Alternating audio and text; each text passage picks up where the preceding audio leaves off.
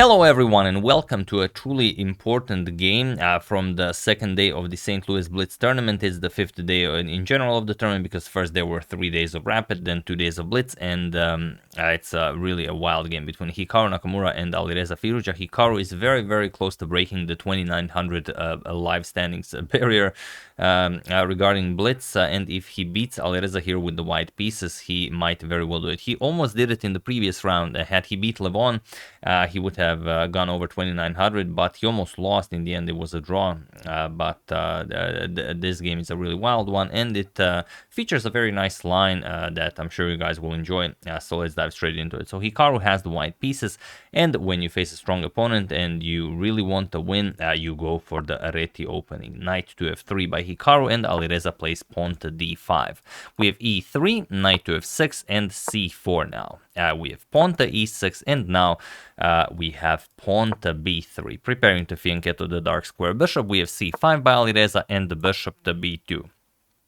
Knight to c6, we have c captures on d5, e captures, and the bishop to b5. So this is the latest theory on the Reti. This is the absolute main line, and of course both of them know this. They were of course in the candidates tournament, so they have really a lot of preparations up their sleeve. We have bishop to d6, and both players castle. So castles, and pawn to d4. This is the absolute main weapon for white here.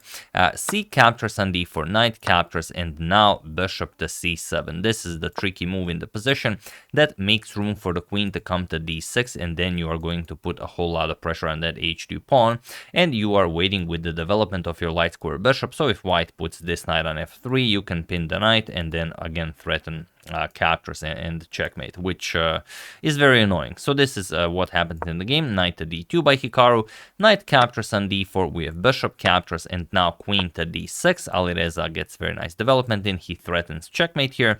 And now pawn to g3, and this is something that no one wants to play, but if you go knight to f3, then bishop g4, again very annoying, like we said, threatening captures, and queen captures on h2, so you would have to play g3 at some point. So Hikaru goes g3 right away. We have bishop to a5 now, a very fine move, controlling e1. Also the bishop is now coming to h3 as the g2 square was weakened, and this rook might run out of squares. So here pawn to a3, Hikaru prepares b4 to chase away the dark square bishop to h3, rook to e1, and now bishop captures on d2. Again, this has all been played before, and this is still known theory. Queen captures on d2, and now Alireza brings the knight to e4 with tempo. The queen is attacked, and then the knight will be shifted to g5, from where you will have access to f3 to h3. The queen might come to g6 to h6, and it could be get very unpleasant for Hikaru's king. So here we have queen to e2, and now we reach a moment where the position is a known one, and it was played this year in the Women's Chess Olympiad between Thea Lancheva and Natalia Buksha, that Natalia was able to win. But in that game, queen to e6 was played. Here Alireza, instead of queen to e6, goes rook 8 to c8, and both are kind of equally valued by the engine, so I guess it's more of a preference thing. But basically the idea is behind Alireza's rook to c8, you want to put your queen on g6, gain control over the c2 square, and then put the rook on c2. If the rook lands on c2, of course, that's as good as over, as the knight also attacks f2. So here, and of course, it is now as of move 17 that we have a completely new game, which is really cool as this is a blitz game. So here, bishop back to d3, Hikaru grabs hold of the c2 square, bishop back to f5, and now pawn to b4. We have queen to g6, now putting pressure on the bishop here, so you might see something like, let's say, knight captures on g3, opening up a discovery on the bishop. So rook e to d1, Hikaru of course spots this, adds another defender to the bishop, and now knight to g5, offering a trade of bishops, but also eyeing those h3 and f3 squares. And here it's very tricky, and like I said, it's unknown territory, and Hikaru has to be very precise. And I'm going to show you how you have to play this, and then I'm going to show you what Hikaru played. Bishop to c5 is the move you have to play. You go after the rook on f8, and now it doesn't matter what black plays. For example, if he moves the rook, you're just going to trade here, captures, and play h4, kick away the knight, and that's it. You're not worried about knight f3 check, king will come to g2, and if knight to e4, then you play rook 8 to c1, and black will always have this unpleasant pressure, but that's how you want to play this. However, after Hikaru's f4 move, that simply will not do. Now the position is completely winning for Alireza, and Alireza just blasts through the position. Bishop captures on d3. Queen captures on d3. Hikaru offers a queen trade, and now knight to f3 check.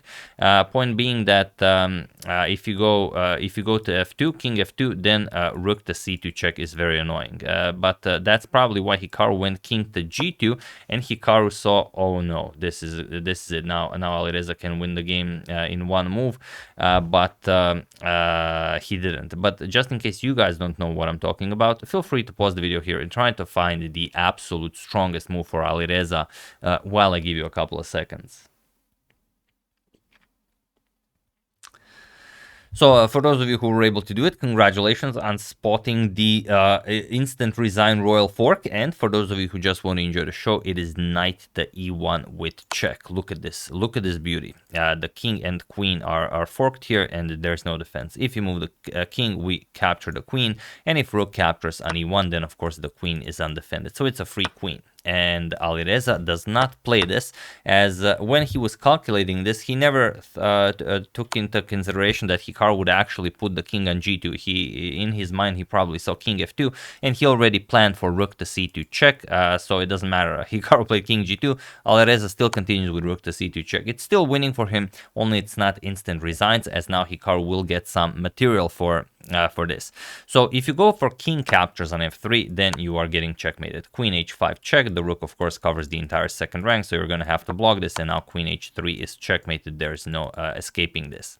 So, of course, that didn't happen. After rook to c2 check, Hikaru had to part with his queen. Queen captures. Now comes queen captures on c2 with check.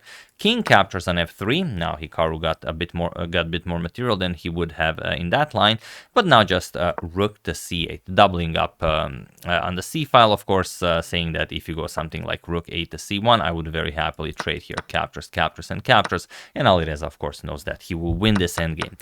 So Hikaru cannot go for this. He goes rook to e1, and now queen captures on h2. We have rook 8 to c1, and now rook to c2. Alireza says, all right, we can trade, but I'm keeping my queen on the second rank. So rook captures, we have queen captures on c2, and now bishop captures on a7. And now the only question is, can Hikaru create some sort of a fortress here? He has a bishop and rook against the queen, and 5 pawns each, so maybe it can be done. So here we have f6, creating a bit of a breathing room for your king, also preparing to start bringing it into the game.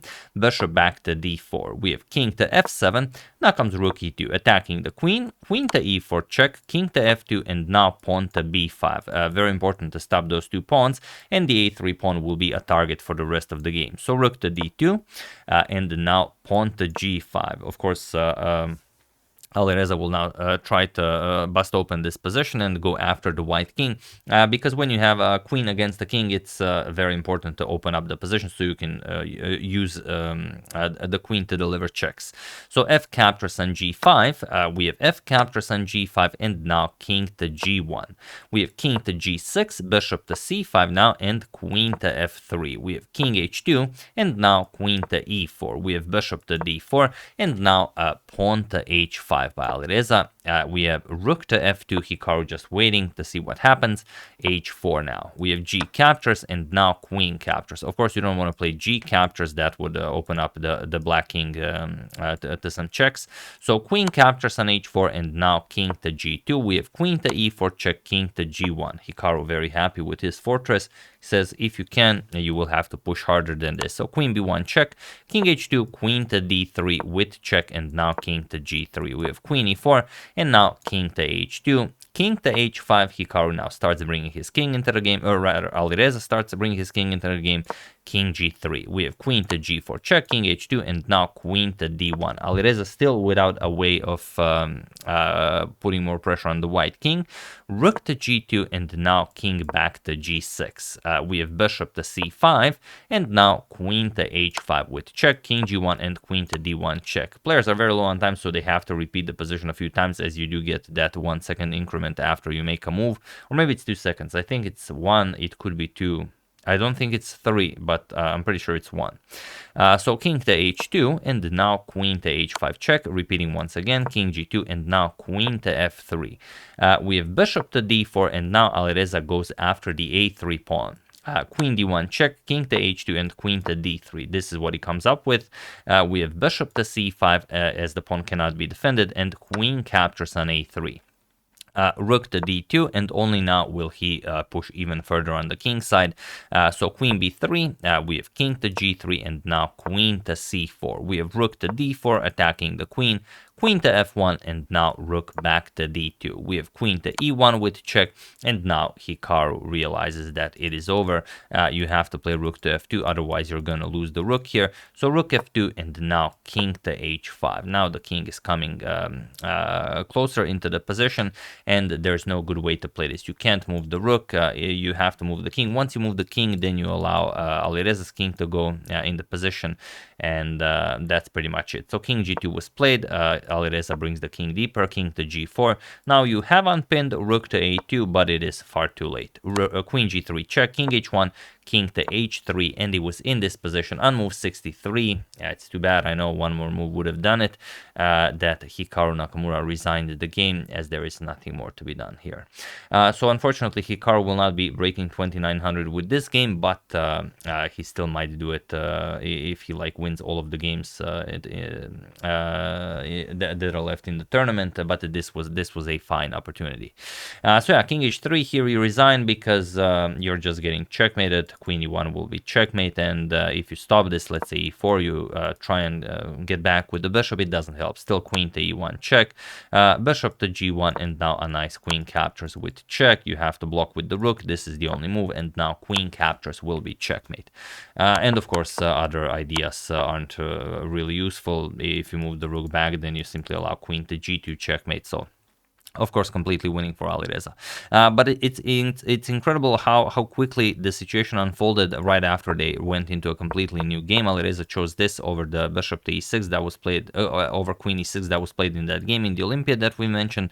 And basically, 3 moves after this, Hikaru played f4, and that is all. That's all Alireza needed to win. But it's still weird how the mind works. Like Alireza probably saw king f2, and then he already prepared rook to c2 because it's winning, but you miss knight to e1. Such a spectacular fork. If the rook to c2 wasn't winning, of course Alireza would find this, but as it was, there was no need to waste more time in a blitz game to look for other things. So yeah, that's the game. Hope you guys enjoyed it. Now I don't think anyone will be able to catch up to Alireza. He has a 5-point lead ahead of everyone, and he still hasn't lost a single game, so it doesn't seem like it's going to happen for anyone else. So everyone else is now basically fighting for second place. Alireza just he's just playing flawlessly. So yeah, once again, hope you guys enjoyed it. I would like to thank Damon Targaryen, Girish Sharma, Zamian Parsons, Uzi Shalev, and Kurosh Ruchamgar for a contribution to my channel. Thank you a lot. I really appreciate it. As usual, you can check 2 of my previous videos here. Thank you for watching, and I will see you soon, continuing the coverage of the St. Louis event until it finishes. So thank you all. I will see you soon, and have an excellent rest of your day.